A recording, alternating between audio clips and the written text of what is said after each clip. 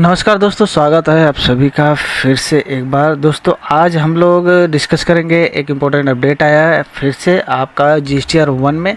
जी हाँ दोस्तों, GSTR-1 में एक अपडेट आया है, तो आपका GSTR-1 भरने का समय आ ही चुका है। 2-4 दिनों में आपका GSTR-1 भर 10 तारीख से पहले आपको भरना ही है। तो ये जो अपडेट है इसको कंसिडर करना बहुत ही इंपॉर्टेंट है, ताकि आपको GSTR-1 में कोई दिक्कत ना हो, कोई गलती ना हो जाए। ठीक है, तो अपडेट जो है आपका GST पोर्टल पे आ गया है। GST पोर्टल के आपका न्यूज़ एंड अपडेट वाला सेक्शन में आपका वहाँ पे नोटिफिकेशन, वहाँ पे अपडेट दे दिया गया है। क्या है अपडेट हम लोग पढ़ेंगे, और प्रैक्टिकलिटी हम लोग लॉगिन करके भी देखेंगे। जो अपडेट आया GSTR-1 में उसमें आपको क्या चेंज आया, और उस चेंज को आप इम्प्लीमेंट करके कैसे अपना GSTR भरेंगे। ठीक है, तो वीडियो में आगे बढ़ने से पहले वीडियो को लाइक शेयर जरूर करते चलिएगा, चैनल को सब्सक्राइब करते चलिएगा, बेल आइकन को ऑल पर सेट कर लीजिए, ताकि ऐसे रेगुलर वीडियो बना रहे उसका नोटिफिकेशन आपको रेगुलर मिलती रहे। तो चलिए डायरेक्टली हम लोग वीडियो पर आगे बढ़ते हैं। देखिए अब ये एडवाइजरी क्या है हम लोग समझ लेते हैं, और इसके अनुसार जो इसमें अपडेट आया है, जो एडवाइजरी दी है जिसके बारे में हम लोग वो भी प्रैक्टिकली करके देखेंगे, कि आपको जाकर मैं बताऊंगा कि कहाँ पे आपको ये जो अपडेट है वो आपको वहाँ पे डिस्क्लोज़ करना है क्या चीज़। सबसे पहले हम लोग एक बार फटाक दे पढ़ लेते हैं क्या है। देखिए notification number 12 central sale tax जो 10 तारीख 2024 में इश्यू हुआ था, उसमें ये बात डिस्कस की गई थी। The government has reduce the threshold limit for reporting of invoices wise detail of inter state taxable outward supplies made to unregistered dealer. भाई गवर्नमेंट ने अब जो अनरजिस्टर्ड डीलर को जो आप सप्लाई करते थे, अनरजिस्टर्ड डीलर यानी कि जो मान लीजिए जिसको आप सेल कर रहे हैं, दो तरह का डीलर होता है ना, रजिस्टर्ड डीलर और अनरजिस्टर्ड डीलर भी हो सकता है। तो रजिस्टर्ड डीलर B2B जितने भी होते हैं उसके लिए नहीं है, ये है अनरजिस्टर्ड डीलर जितना भी आप सप्लाई करते हैं, यानी कि जितने सप्लाई जो कि आपका कस्टमर जितने भी है अनरजिस्टर्ड है, उनको अगर आप सप्लाई करते हैं तो उनके लिए जो हम लोग B2C में जो हम लोग रिपोर्ट करते थे, 2.5 लाख से ऊपर वाला एक है और 2.5 लाख से नीचे वाला, उसमें ये अपडेट है। क्या एग्जैक्टली अपडेट हम लोग जानते हैं। तो भाई इस नोटिफिकेशन में, इस एडवाइजरी में बता दी गई है कि गवर्नमेंट जो है अब ये टाइम लिमिट बढ़ा दी है। क्या चीज़ पे?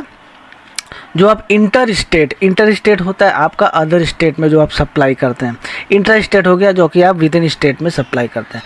जो आप inter state taxable outward supply करते हैं, और वो आपका कस्टमर अनरजिस्टर्ड होता है, यानी कि अनरजिस्टर्ड इंटर स्टेट सप्लाई जब आप करते हैं, अनरजिस्टर्ड कस्टमर को, इंटर स्टेट जो 2.5 लाख से ऊपर वाले होते हैं उनको आप अलग एक टेबल में आप रिपोर्ट करते थे। अब उसको घटा दिया गया है। जी हाँ दोस्तों, वो 2.5 लाख का लिमिट को गवर्नमेंट जो है रिड्यूस करके कर दिए 1 लाख रुपया। अब आपका 2.5 लाख की जगह पे 1 लाख रुपया वो कंसीडर होगा लिमिट, यानी कि उस टेबल में अब आप जहाँ पर 2.5 लाख से ज़्यादा वाला इन्वॉइस रिपोर्ट करते थे B2C वाला, वहाँ पे अब आपको 1 लाख से ऊपर अगर कोई अनरजिस्टर्ड को सप्लाई करते हैं, वो भी इंटर स्टेट यानी कि अदर स्टेट, जिस स्टेट में आपका रजिस्ट्रेशन है उसके अलावा दूसरे स्टेट में अगर सप्लाई करते हैं और कस्टमर आपका अनरजिस्टर्ड है, तो 1 लाख से ऊपर जितना भी ट्रांजैक्शन होगा आपको अब B2C में जहाँ 2.5 लाख वाला डालते थे वहाँ पे आपको डालना पड़ेगा। ठीक है, तो यहाँ पे आपका थोड़ा सा कम बढ़ गया, अब यहाँ पे ज़्यादा इन्वॉइसेस आपको डालना पड़ेगा। ठीक है, further till the time the functionality is made available on the portal, it is advise to continue reporting the invoices by detail taxable on outward supplies to unregistered dealer which are more than 2.5 lakh.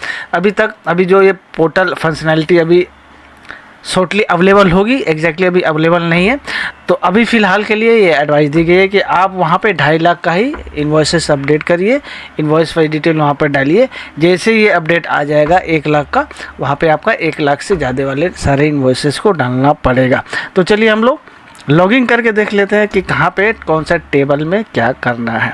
तो जैसे ही आप portal पे आप login कर जाएंगे, login करने के बाद आपका जैसे आप GSTR-1 जैसे आप भरते हैं, रिटर्न डैशबोर्ड में जाएंगे। रिटर्न डैशबोर्ड क्लिक करके जैसे आप रिटर्न अपना भरते हैं, यहाँ पे आप मंथ सेलेक्ट कर लेंगे, अगस्त मंथ का सर्च करेंगे। नीचे में आपका सारा GSTR-1, GSTR-2 है, GSTR-2B, ये सारा डेसेट टाइल्स आता है, एज यूजुअली आ जाएगा। हम GSTR-1 भरने वाले हैं तो GSTR-1 पे क्लिक करेंगे।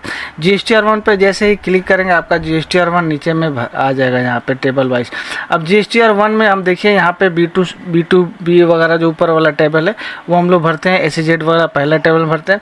B2C वाला जो लार्ज इन्वॉइसेस होता है B2C भी, इस पर आज जैसे आप क्लिक करिएगा, ठीक है, 6A में आपका एक्सपोर्ट जाता है, टेबल 5 में आपका B2C ट्रांजेक्शन है। तो B2C वाला में आप क्लिक करिएगा। यहाँ पे देखिए आपका 3 टैब है, बैक का, ऐड रिकॉर्ड का और इंपोर्ट ई वे बिल डाटा का। ई वे बिल का डाटा का नहीं, आप ऐड वाला रिकॉर्ड सेक्शन में जाइएगा, ऐड करिएगा। जैसे आप नॉर्मली इन्वॉइसेस ऐड करते हैं वहाँ पे सेलेक्ट यहाँ पे प्लेस ऑफ सप्लाई करिएगा, क्योंकि इंटर स्टेट सप्लाई के लिए मान लीजिए कहीं भी आप चंडीगढ़ में सप्लाई दे रहे हैं, वहाँ पे आपका इन्वॉइस के यहाँ पे डिटेल डाल दीजिएगा, इन्वॉइस का आप यहाँ पे डेट डाल दीजिएगा। इंटर स्टेट सप्लाई ऑलरेडी यहाँ पे सिलेक्टेड है, ठीक है।